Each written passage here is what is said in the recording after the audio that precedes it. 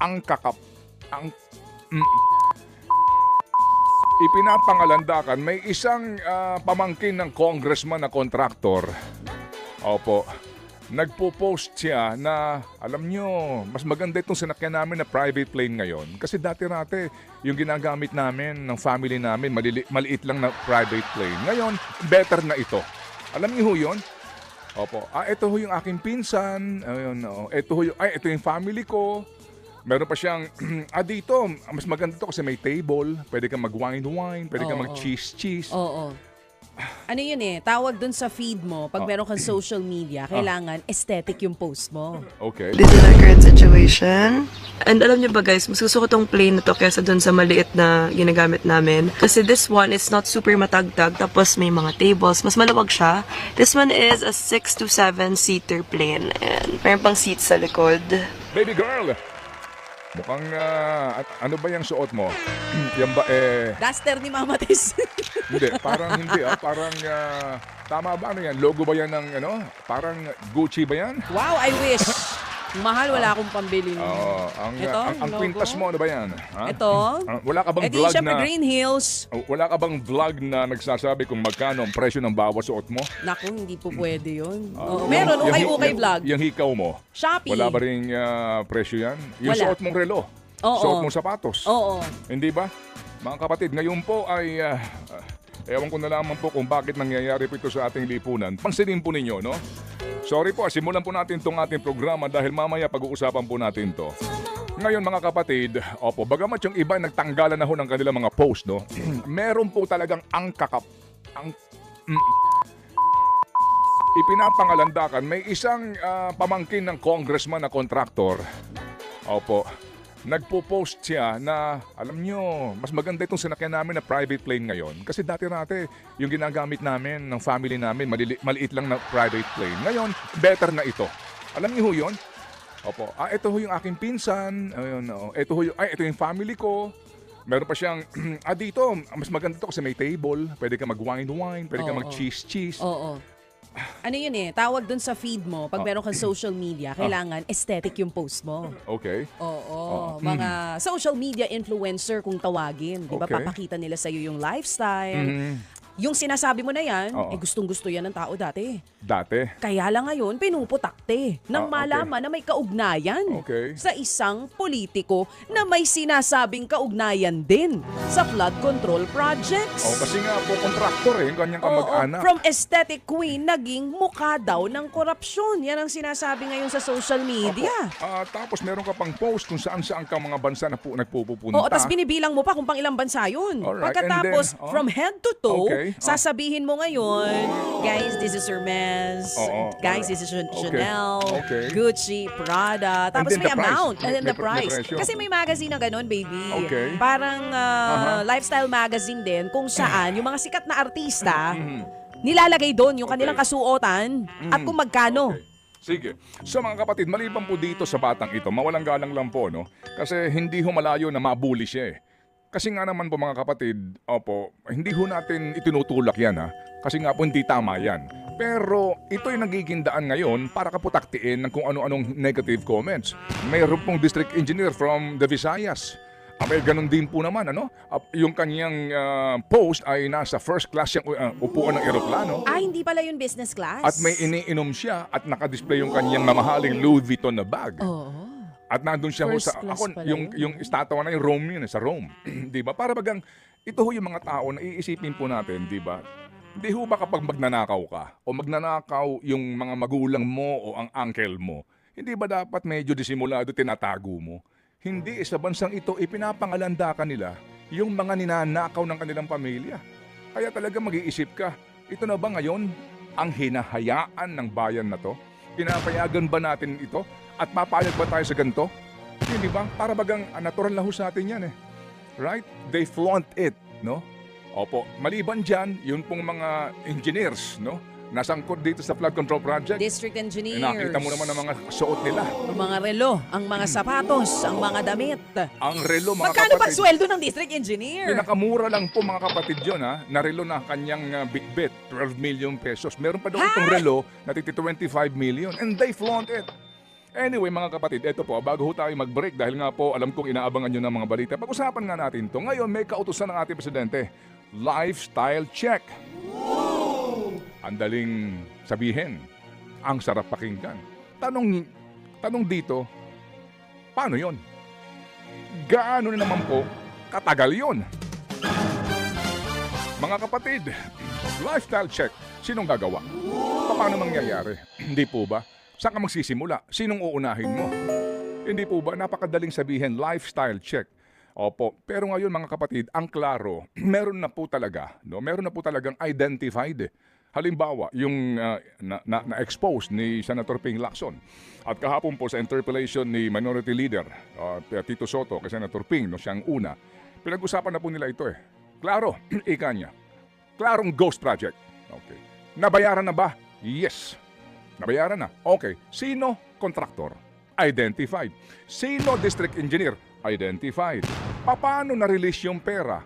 Di dumaan doon sa paperworks ng merong project inspector, merong pong evaluator, merong kung sino-sino. Kasama na po mga kapatid yung COA.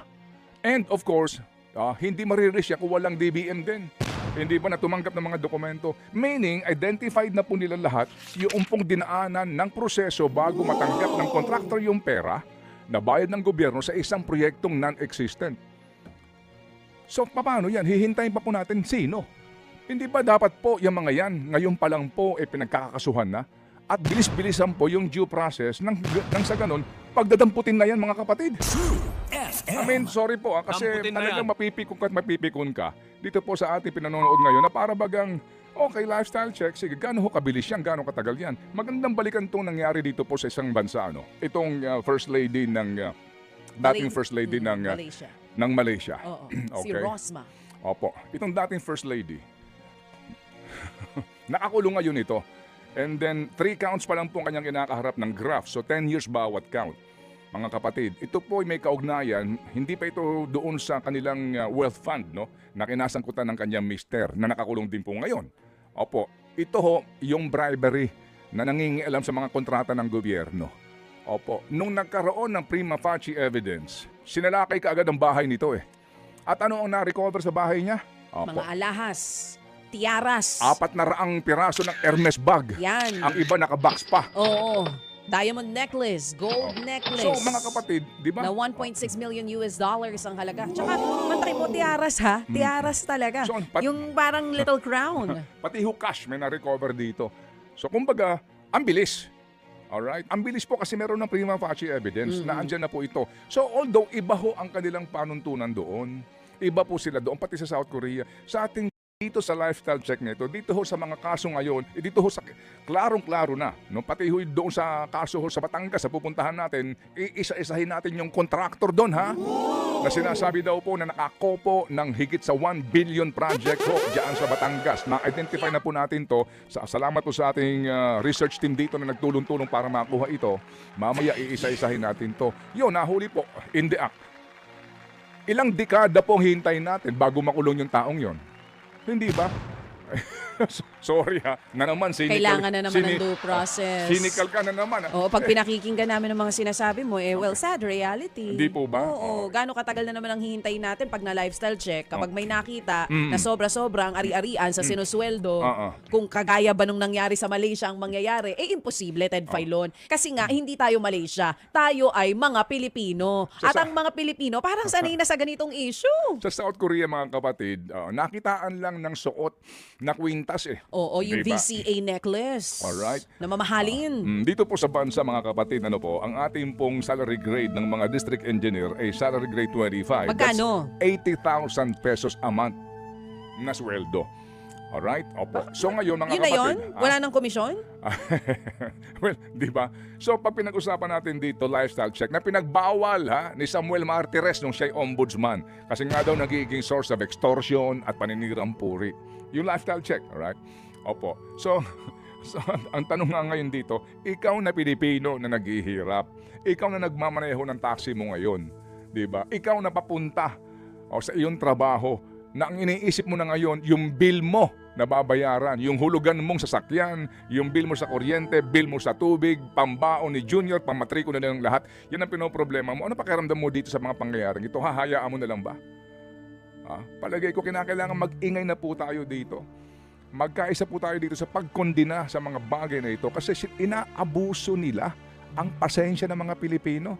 Talaga namang maiinis kayo. Nung pinanonood ko yung vlog ng batang ito, sabi ko, wah, di ba? Wah. Sa isang bansa na binabaha sa tuwing Hindi ba? umuulan, Por Diyos, por Santo. Talaga may naman. mga ganun ang buhay Sige. na may kaugnayan sa mga halal ng bayan. Yung pong mag-asawa kahapon na nakausap natin, 4,000 pesos, umiiyak na po si nanay. Sa sobrang pasalamat sa 4,000 pesos. Hindi po ba? Oo, na hindi ho nila kikitain, na napakahirap nga daw ho ng buhay pagkatapos may ganitong mga tao.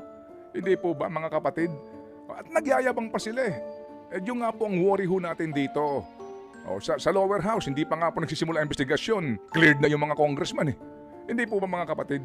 Ewan ko na lamang ha. Pareho tayo nang iniisip.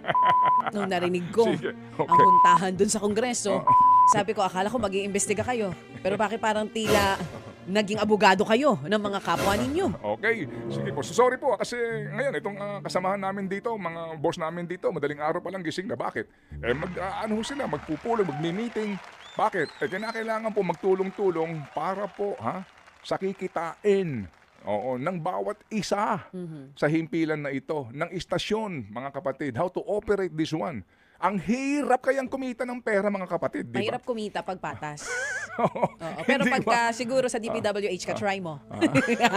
Anyway. Ang dami nang gusto maging contractor ngayon eh. How to be a contractor na daw. Iba nga ang kahulugan na ng DPWH. Ayoko naman pong lahatin sila, di ba? Kahapon, iba na ang kahulugan ng COA, tas ngayon, iba na rin ang DPWH. Ayoko pong sabihin dito kasi nga masakit pakinggan. Sige. Sabi nga nila, hindi ho naman daw lahat.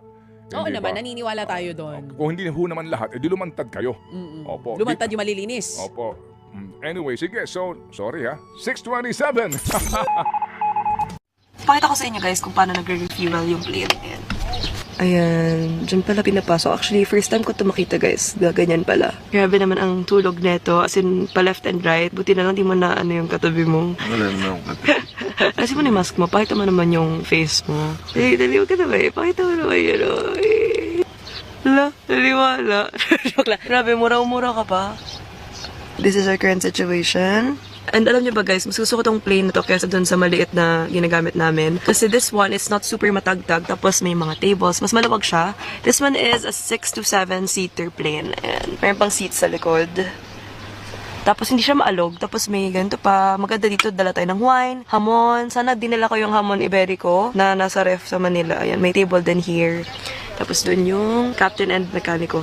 So, andito na aking family. Say hi. Wala si Beach.